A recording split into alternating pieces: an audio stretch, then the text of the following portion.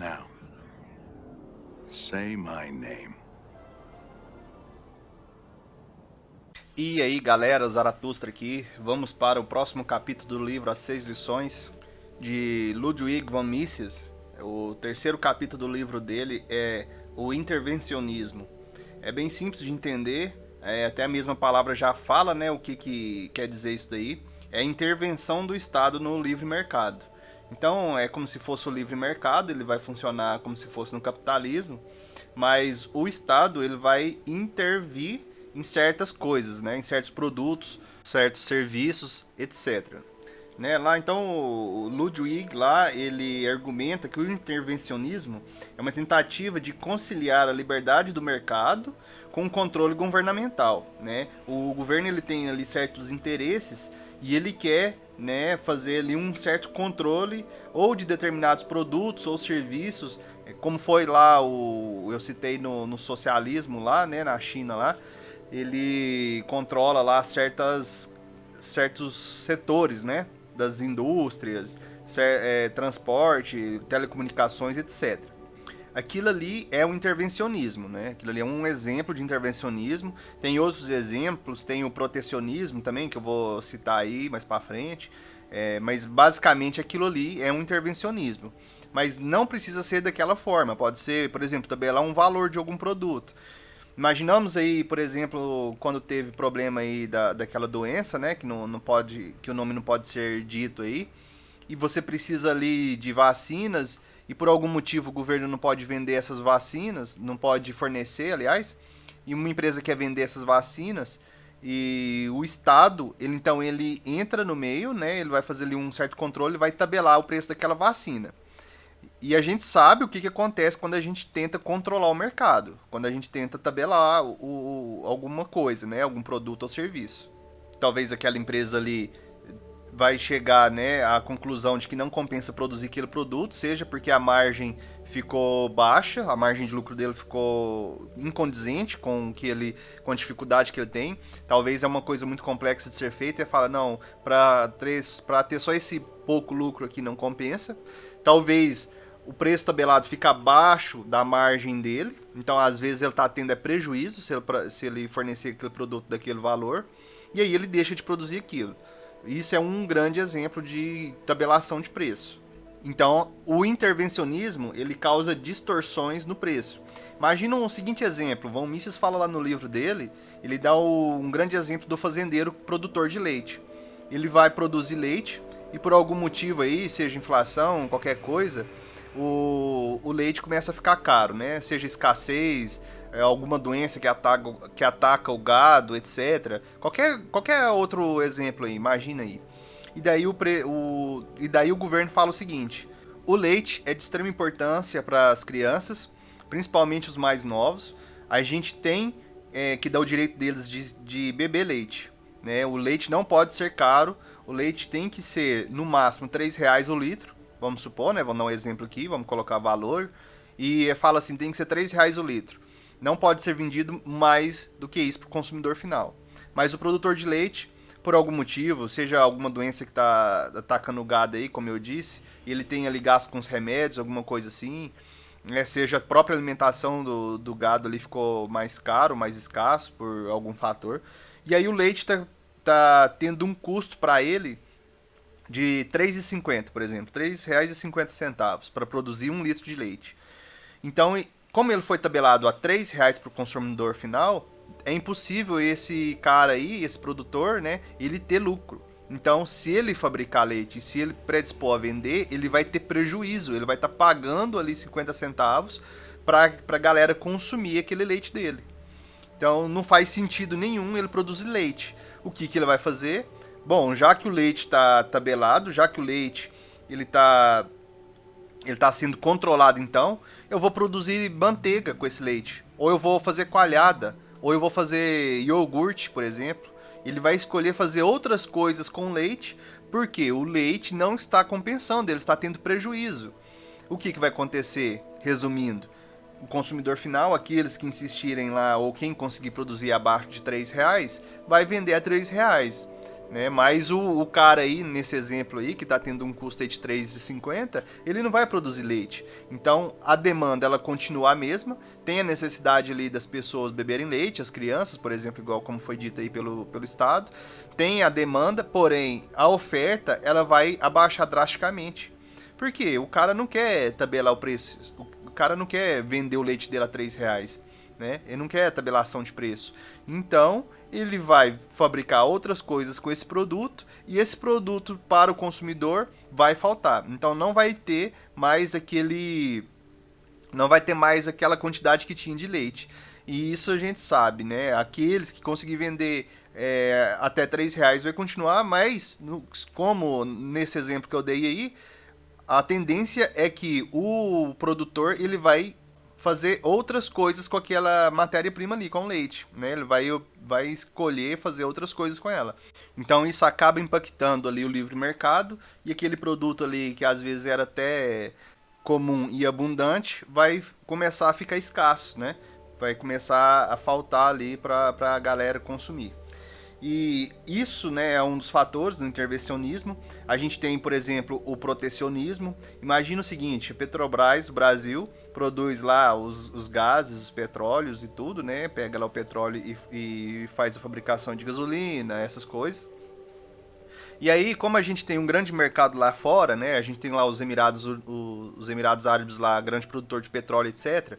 E aí o Brasil quer proteger a Petrobras. E aí ele fala o seguinte: a gasolina que vem de fora vai ser taxada e a gasolina que só pode ser vendida a tal valor, não pode ser vendida, por exemplo, menos de 7, 8 reais o litro, a que vem de fora, e isso aí é uma forma de protecionismo. Beleza, só que, o que acontece? Então toda a gasolina vai ser produzida, né, a gente vai querer consumir a gasolina, teoricamente que seria mais barata, nossa aqui, mas às vezes não dá conta da demanda.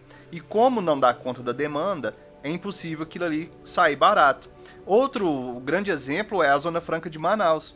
A Zona Franca de Manaus, ela recebe subsídio do governo, né? Ela recebe ali um valor ali por ano ou por mês, eu não sei como que é, sei que é não sei quantos milhões, 250 milhões. Recebe esse dinheiro então para ela funcionar, porque tem uma isenção de taxa. Então ele fala o seguinte, o governo fala, todo mundo que produzir ou construir uma fábrica aqui em Manaus, nesse lugar, vai ter isenção de imposto. O que as empresas fazem? Vai lá e vai construir lá. Só que Manaus, para os produtos chegarem lá, eles têm que sair de barco, sair ali do Porto de Santos, se não me engano, de São Paulo, faz todo o percurso na costa brasileira, chega lá no Belém, pega toda a mercadoria, ela é trocada, né, de um navio para um barco, e vai de barco até lá aí já é um rio, né, se eu não me engano, vai até lá na Zona Franca de Manaus. Aí pega todas aquelas matérias-primas que foram produzidas lá em São Paulo e vão ser montadas lá. Então, por exemplo, o rapaz até no vídeo deu um exemplo seguinte: pega todas as matérias lá, o motor, corrente, tudo que vai ser feito tudo que vai ser usado para fabricar moto, vai de navio até Belém, de Belém vai de outro barco até Zona Franca de Manaus, monta a moto inteira lá, e depois de montar a moto, volta de novo para ser vendida lá em São Paulo. Sendo que, se fosse produzida em São Paulo, em poucas horas, aquela moto já estaria no mercado circulando para venda. Enquanto que para ser produzida lá em Manaus, ela tem que viajar tudo isso e voltar de novo para ser vendida ali em São Paulo. Mesmo tendo ali, né, um subsídio, tem um grande custo de barco ali, de viagem e tudo. Então a logística não compensa. Se você for ver, eles falam isso que, mas é estimular a produção brasileira, né? Estimular o mercado brasileiro. Se pegasse todo aquele subsídio ali e desse para os trabalhadores que trabalham lá na Zona Franca de Manaus, para eles não fazerem nada, ia ser mais viável ter essa fábrica lá em São Paulo. Ia ser muito mais viável do que produzir lá em Zona Franca de Manaus. Então você vê que mesmo, né, isso aí é um intervencionismo, mesmo ali no caso ali para proteger o mercado interno, acaba sendo inviável. No caso aí, por exemplo, há pouco tempo aí teve a Shein aí, a taxação da Shein.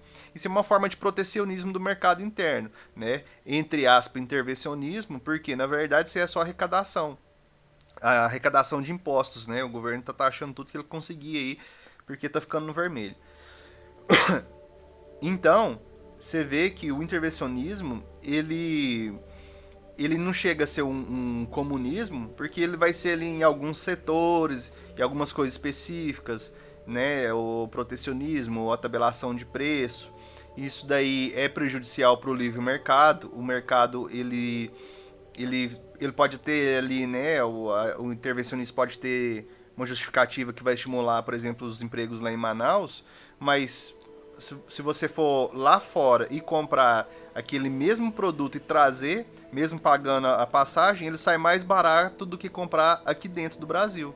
Então, pro consumidor final, não convém. Ele não fica mais barato, porque o mercado ele está sendo regulado, mas ele tem custo. Essa viagem dos produtos até lá na Zona Franca, até lá na Zona Franca de Manaus, ela tem um custo.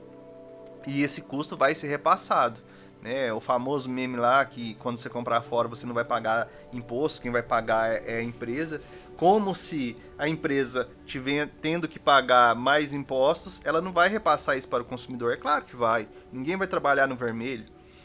Então, para a gente finalizar, né, o intervencionismo é como se fosse um comunismo ali em determinados locais, em determinados setores, alguma coisa do tipo. Às vezes até a intenção é boa, às vezes até a intenção de produzir empregos ali é boa, porque isso aí vai ser bom para política, né? Vai ser bom para propaganda depois, falar que gerou tantos empregos, mas pro consumidor final, tudo que é regulação de mercado é ruim. Então, para finalizar, eu vou deixar aqui alguns exemplos de intervencionismo, né? Subsídios governamentais, controle de importação e exportação, regulamentação de salários, controle monetário, né? Tá aqui 4 exemplos básicos. Tá, tabelação de preço é outro também, né? Sobre o intervencionismo. Esse vídeo ele foi bem mais resumido que os outros, bem simples, bem prático aí. Deixa sugestões de vocês, críticas ou sugestões aí, né? Deixa seu like, compartilha com os amigos aí e até o próximo vídeo. No próximo vídeo vai ser um pouco mais complexo, a gente vai falar de inflação, uma coisa que quase todo mundo ouve falar, mas pouca gente aí sabe como funciona. Muita gente não faz nem noção de como que a inflação impacta na vida da pessoa, negativamente, óbvio, né? Então, até o próximo vídeo e falou! Open your eyes, Nicholas.